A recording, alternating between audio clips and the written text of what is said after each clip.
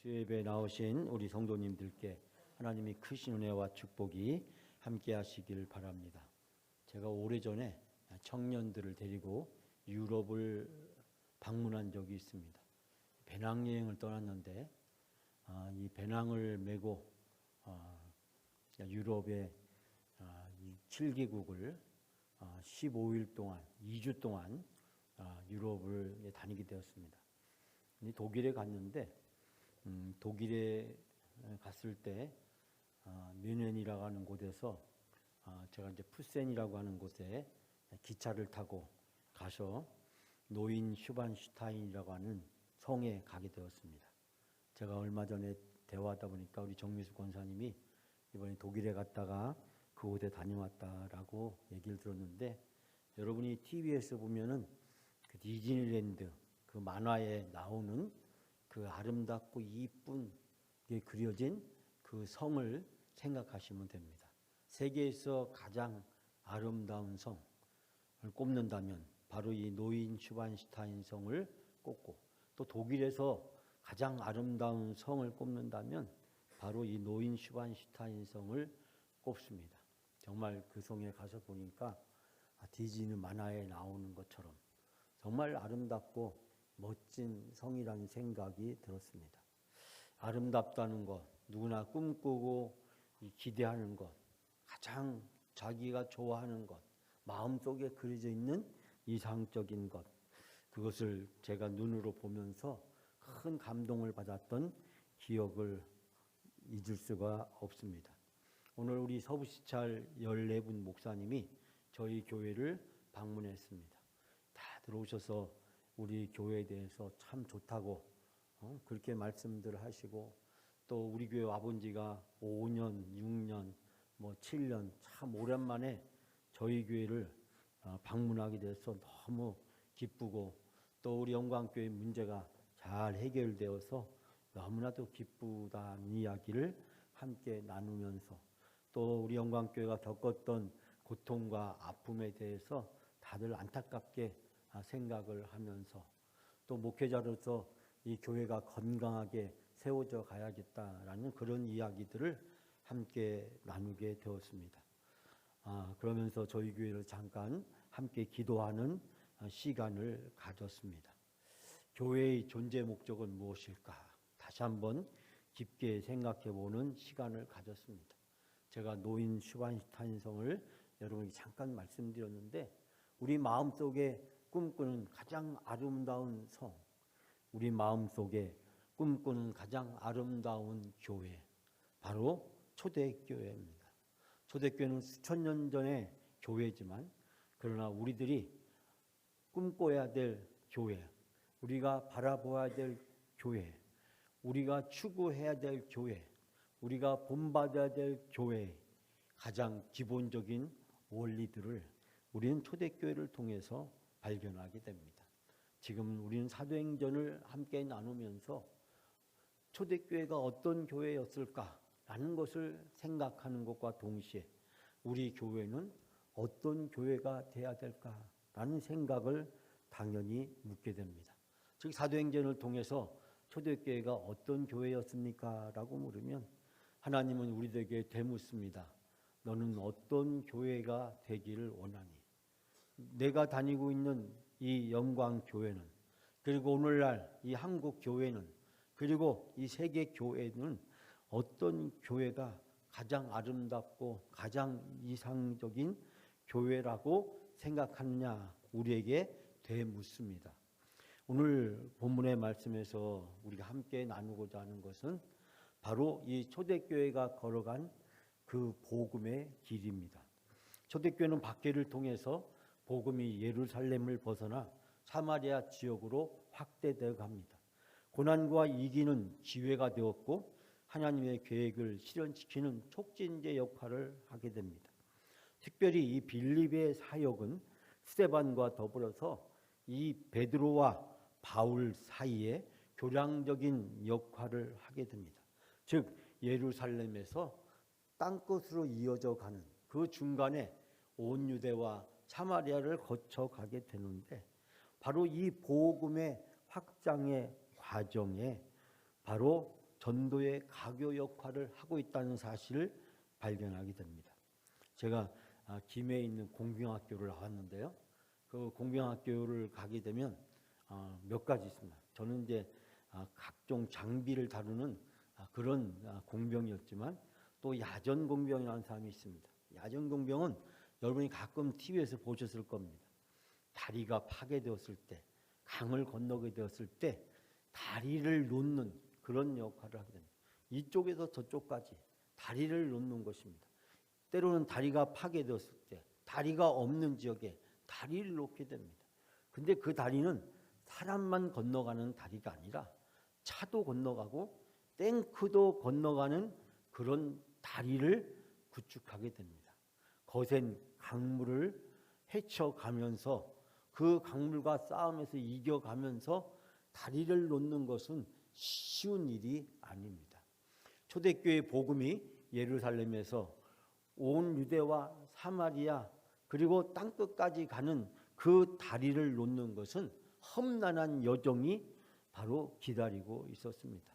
박해라고 하는 스데반의 순교와 같은 피를 흘리는 대가를 통해서 이 복음은 이제 예수님의 지상명령, 즉 성령이 임하시면 예루살렘과 온 유대와 사마리아 땅끝까지 이르러 내 증인이 되어가신 그 주님의 지상명령, 하나님이 인류 구원을 향한 하나님의 비전과 계획이 성취되는 과정에 많은 희생과 고통의 대가를 따르게 됩니다.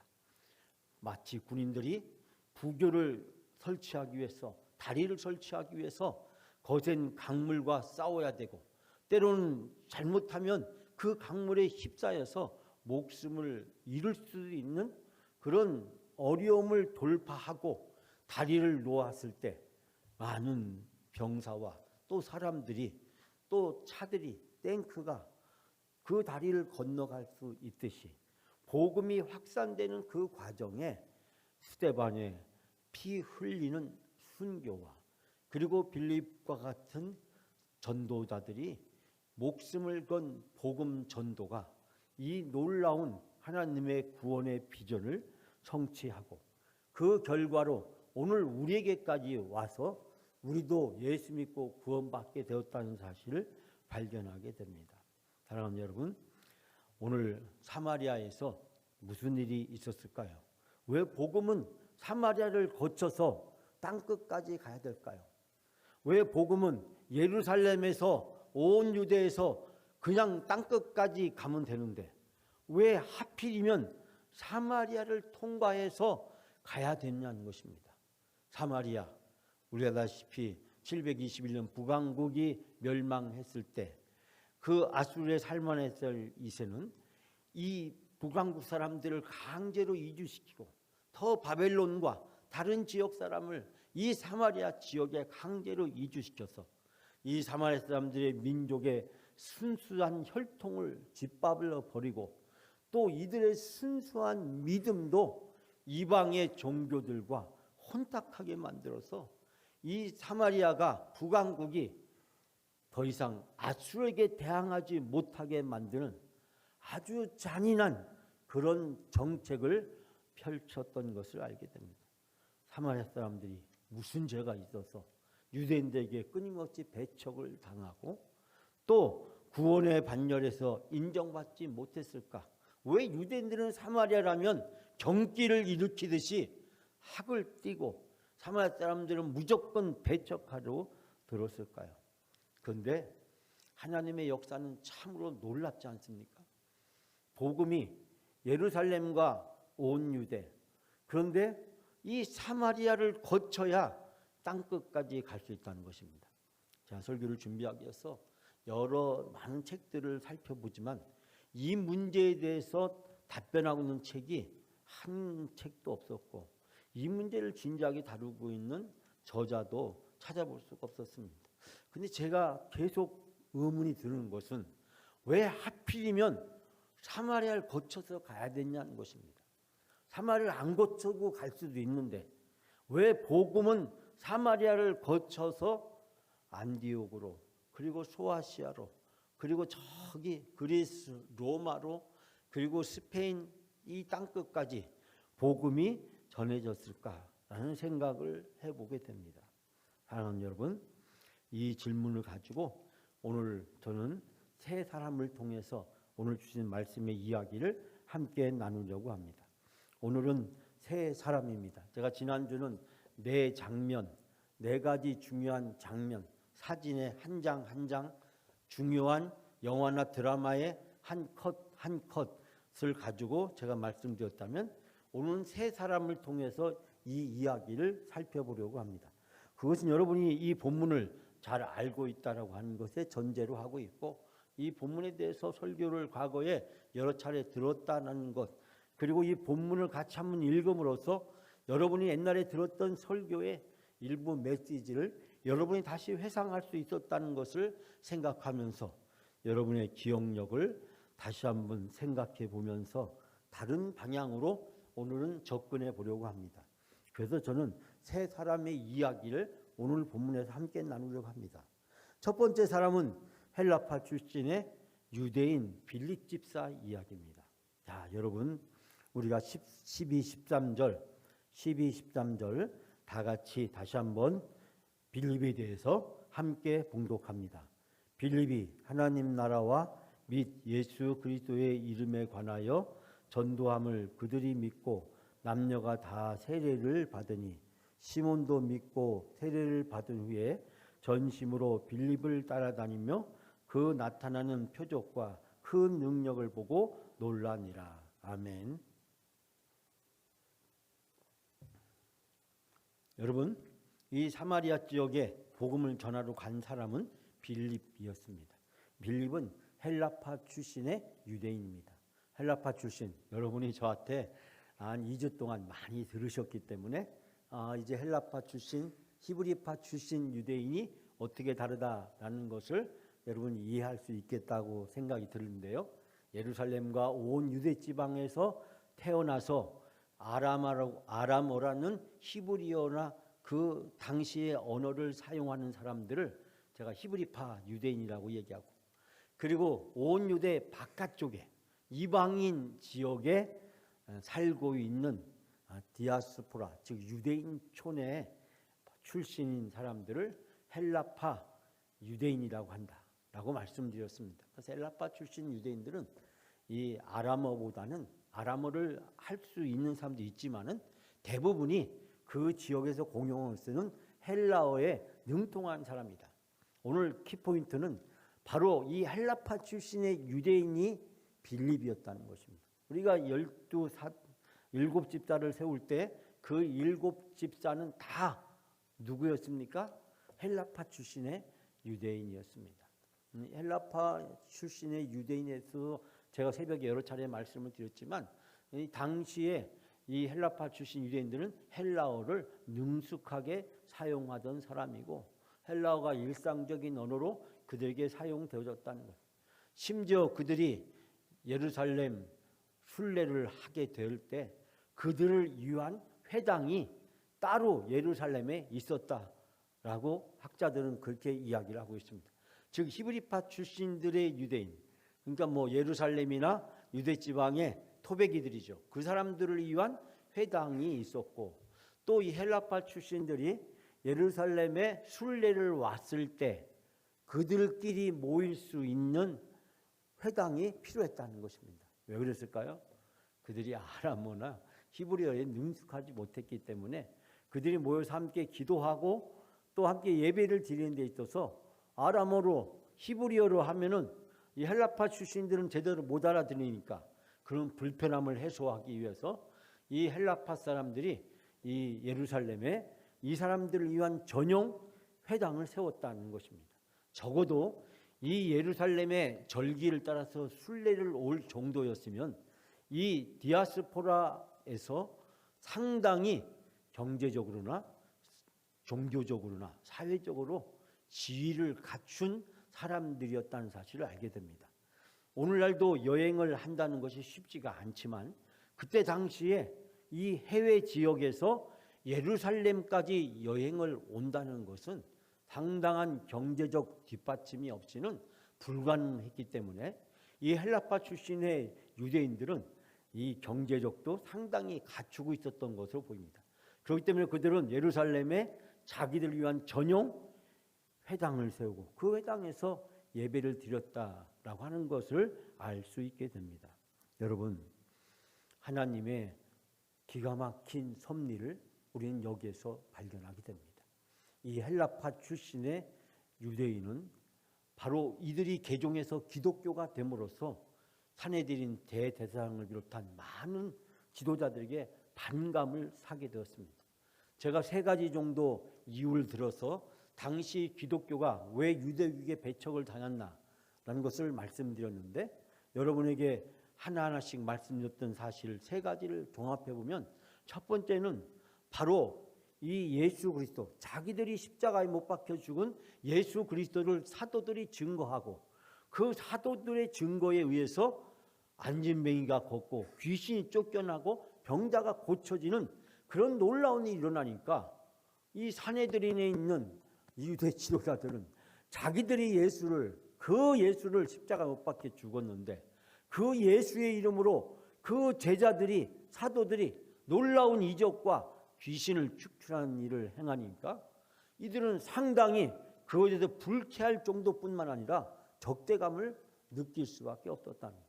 왜냐하면 자기들이 했던 행위에 그 잘못된 것이 바로 이 사도들의 행위를 통해서 드러나기 때문입니다. 이 2번째는 허다한 제사장의 무리가 바로 이 사도들의 가르침과 초대교회 교인들의 삶의 모습을 보고 감동이 되어서 그들이 복음을 받아들인 것입니다.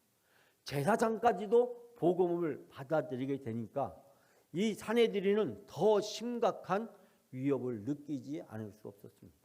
3번째는 디아스포라에서 예루살렘을 순례하는 수많은 헬라파 출신 유대인들이 이 사도들의 설교를 듣고 그들이 유대교를 내려놓고 기독교를 받아들이게 된 것입니다. 복음을 받아들이게 된 것입니다. 그리고 7사람이 바로 이 초대교회의 지도자로 세워지는 모습을 보았을 때 이 유대인들은 이대로 가만히 있으면 안 되겠다라는 생각을 하게 되었고, 그래서 초대교회 예루살렘 교회 대박해가 일어나게 되었고, 그 박해의 기수에 섰던 사람 중에 한 사람이 바로 사울이었다라는 것을 우리는 발견하게 됩니다. 여러분, 초대교회의 핍박과 박해 속에서 바로 이 예루살렘에 순례객으로 왔던 스데반과 빌립 같은 사람들이 순교를 당하거나 이제 예루살렘에서 더 이상 숨어 있을 수 없는, 자유롭게 거주할 수 없는 상황이 됐고, 그러한 상황은 결국 예루살렘을 떠나게 만들었습니다.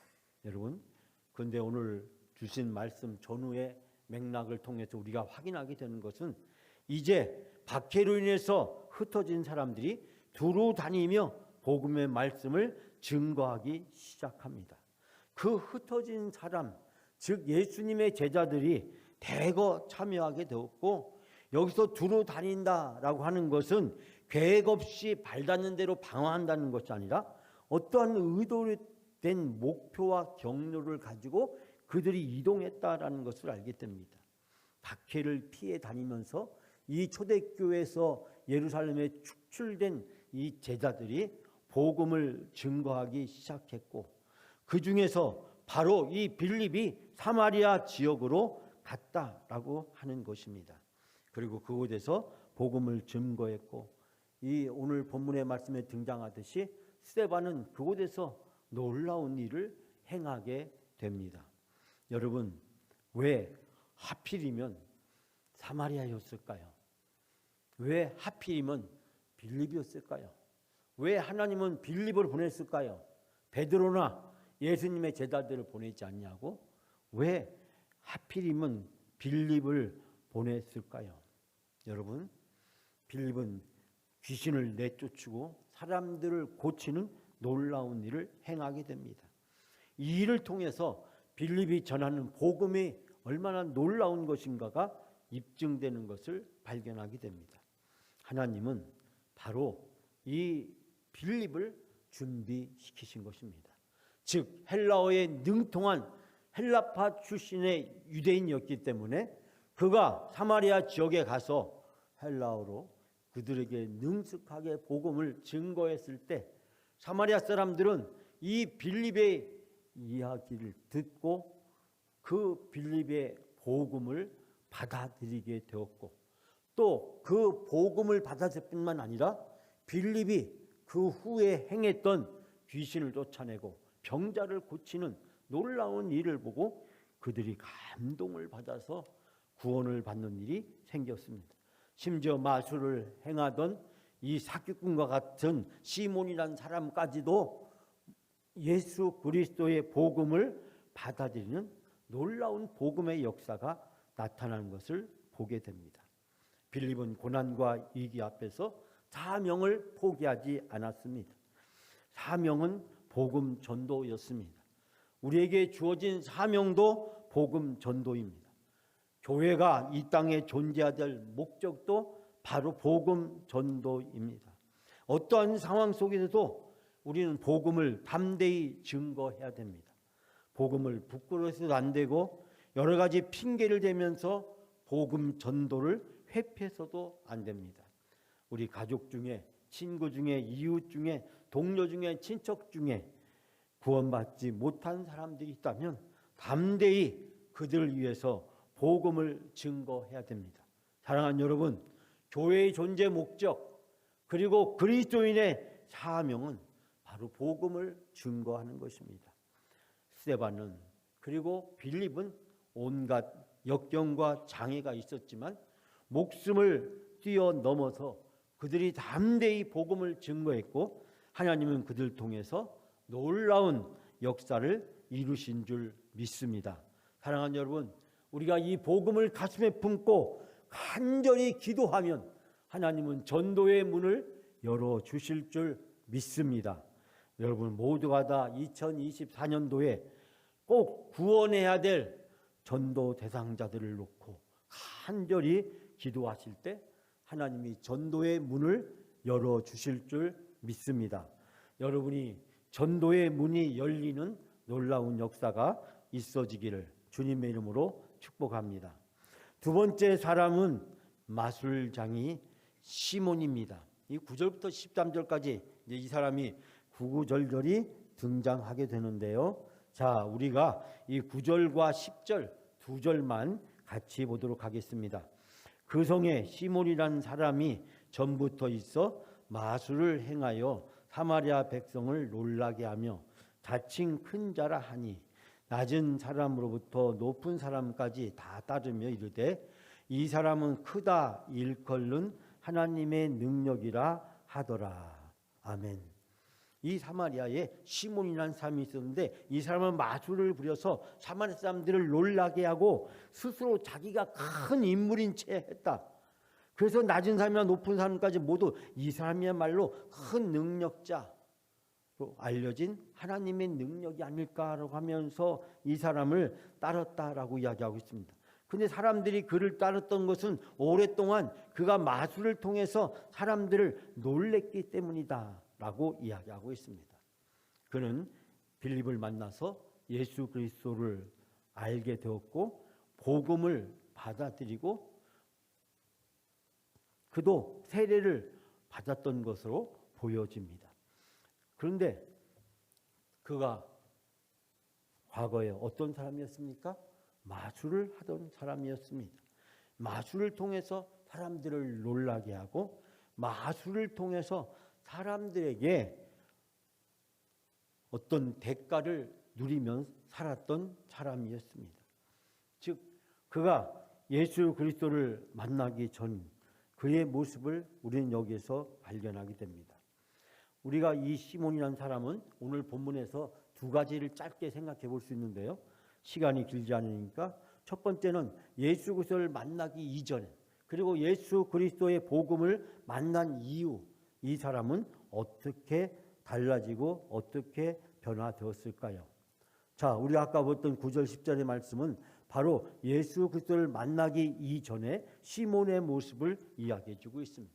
그는 사람들에게 마술로 사람들을 속이고 그리고 그 속임을 통해서 마치 자기가 큰 능력을 가진 것처럼 사기를 치면서 살았던 사람이었습니다.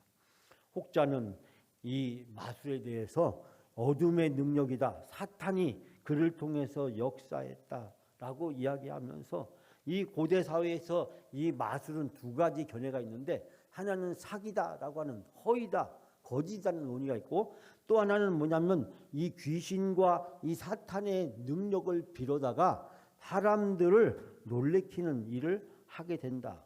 즉 이 마술이 하는 일정한 정도의 그 능력을 악한 것으로 간주하고, 그러므로 그 능력을 사람들에게 두려움과 공포를 통해서 사람들을 사로잡는 일을 하게 된다는 것입니다. 마술은 사람들을 하여금 놀래게 하지만 그러나 기쁨과 자유를 주지는 못합니다.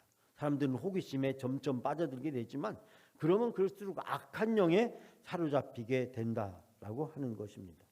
그런데 바로 예수님을 만난 이후에 시몬은 어떻게 바뀌었습니까? 18절부터 24절 말씀까지 자세히 등장을 하게 되는데, 자, 여기에서 우리가 발견하게 되는 것은 바로 이 18절 그리고 18절부터 20절 말씀입니다. 자, 우리 18절부터 20절 말씀 함께 봉독합니다. 시몬이 사도들의 안수로 성령 받는 것을 보고 돈을 들여 이르되 이 권능을 내게도 주어 누구든지 내가 안수하는 사람은 성령을 받게 하여 주소서 하니, 베드로가 이르되 내가 하나님의 선물을 돈 주고 살 줄을 생각하였으니 내 은과 내가 함께 망할지어다. 자, 그러면서 21절에도 보면은 내 마음이 바르지 못하다. 22절 보면 악함을 회개하라. 23절에 보면 악독이 가득하고 불의가 메인 바 되었다 라고 이야기하고 있습니다. 그러나 24절에 보면 이 시몬이 사도에게 요청을 합니다. 나를 위해서 기도해 달라고. 그래서 내가 이 악한 것에서 벗어날 수 있도록 나를 위해서 기도해 달라고 호소하는 것을 발견하게 됩니다. 네가 이 악한 것 때문에 이제 망할 것이다라고 하는 이 베드로와 이 사도들의 선포된 경고에 대해서 두렵고 떨림으로 받아들이고, 그가 지금까지 했던 그 악하고 불의했던 것을 회개하는 모습을 24절 말씀에서 발견하게 됩니다. 여러분, 이 시몬은 복음을 통해서 이제 진정 변화된 새로운 삶을 살 수 있게 되었습니다. 그는 악한 사람이었습니다. 그는 이 복음을 이용해서 자기의 사익을 취하려고 했던 사람입니다. 마술을 통해서 사람들을 사로잡았듯이 이제 이 복음을 통해서 사람들을 사로잡으려고 했습니다. 그러나 성령이 함께 하신 사도들을 숙일 수가 없었고, 결국 그는 사도들 앞에서 회개하는 모습을 발견하게 됩니다. 여기 18절 말씀에서 우리가 돈을 들여라고 하는 이 표현, 즉 돈으로 모든 문제를 해결하고자 했던 이 시몬의 태도를 발견하게 되고, 23절의 두 번째 쟁점, 악독이 가득하고 불의에 메인 바 되었다. 즉 쓰디쓴 쓸개가 향하여, 쓰디쓴 쓸개, 쓰디쓴 쓸개라고 하는, 즉 이 시몬이라는 사람의 정체가 악독이고 또 불의했다라고 이야기했습니다. 히브리서 12장에 보면 교회에 있지만 믿음이 실속이 없어서 성도들을 회방하는 자를 쓴 뿌리라고 하는 표현을 하고 있고, 신명기 29장에 보면 모세가 우상 숭배에 빠져 있으면서도 도무지 회개할 기미를 보이지 않는 강박한 자를 가르쳐서 독초와 쑥의 뿌리라고 이야기하고 있습니다. 즉 공동체 안에, 교회 안에 있으면서 하나님을 믿는다고 하면서 여전히 악과 불의에서 벗어나지 못하고 공동체에 부정적인 영향을 끼치는 그런 사람을 가리켜서 바로 여기에서 악독이 가득하고 불의에 메인 바 되었다. 즉 쓸개, 즉 쓴 뿌리라는 표현을 사용하고 있는 것을 보게 됩니다. 돈으로 복음을 사려고 하고 성령의 능력과 권능을 돈으로 매매하려고 들었던 이 시몬의 악함에 대해서 사도들의 무서운 질책과 심판이 결국 이 시몬의 명예욕을 철회하고 그가 회개하게 만들었던 것을 보게 됩니다. 여러분, 신앙생활의 진정한 동기는 어디에 있는 걸까요? 오늘날 우리가 가짜 신앙을 가지고 있으면서 이 종교 생활을 하고 있는, 교회 안에서 신앙 생활을 해야 되는데 신앙 생활이 아니라 종교 생활을 하고 있는, 남들에게 그럴듯하게 보여지면서 자기의 이기적인 욕심을 충족시키기 위한 시몬과 같이 복음을, 성령을 수단으로 생각하는 그런 우리 자신의 모습. 교회 생활을, 신앙 생활을 정치를 위해서, 장사를 위해서, 자기 어떠한 목적을 이용하고 그 목적을 실현시키는 수단으로 사용되고 있는 그런 사람들 향한 무서운 질타를 여기서 발견하게 됩니다. 우리는 우리 자신이 늘 성령과 하나님의 말씀 앞에 깨어 있어야 될 줄 믿습니다. 세 번째 사람은 사도 베드로와 요한입니다. 여러분, 오늘의 본문의 말씀에서 이들이 바로 사마리아 지역에 가서 그 사람들에서 안수함에 그곳에 성령을 받았고, 성령을 받은 그들이 진정 사마리아 사람들이 복음에 변화되는 모습을 발견하게 됩니다. 오늘 주신 말씀을 정리하자면 하나님의 계획과 하나님의 비전은 결코 막을 수가 없다는 것입니다. 하나님은 놀라운 방법으로 인류를 구원하기 위한 하나님의 비전과 계획을 성취해 오셨다는 것입니다. 우리는 여러 가지 꼼수와 여러 가지 방법으로 우리의 얄팍한 경험과 지식을 가지고 하나님의 뜻을 훼손하거나 오해하거나 또 잘못된 것으로 오도하는 경우가 참 많지만, 그러나 하나님의 비전과 전략은 어떤 상황에도 중단시킬 수 없고 중단되지도 않기 때문에 우리는 하나님이 하시고자 하는 일에 아름답게 스데반과 빌립처럼 쓰임받아야 될 줄 믿습니다. 사랑하는 여러분, 스데반과 빌립과 같은 헬라파 출신의 유대인들을 통해서 복음이 예루살렘에서 사마리아로, 사마리아에서 이방으로 나갈 수 있는 다리를 만들어 가시는 하나님의 절묘한 타이밍과 하나님의 역사를 우리는 발견하게 됩니다.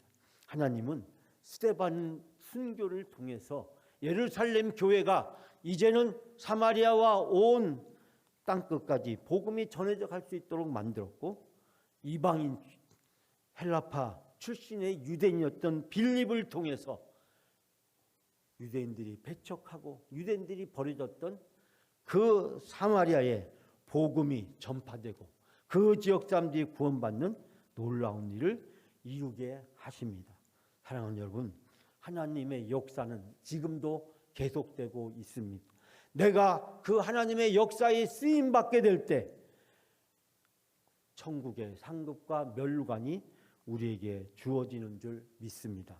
사랑하는 여러분, 하나님이 하시는 이 하나님의 사역에, 천국행 열차에 동반자, 탑승자들이 다 되셔서 천국의 멸류관과 상급을 쌓아가는 복된 삶이 다 되시기를 주님의 이름으로 축복합니다.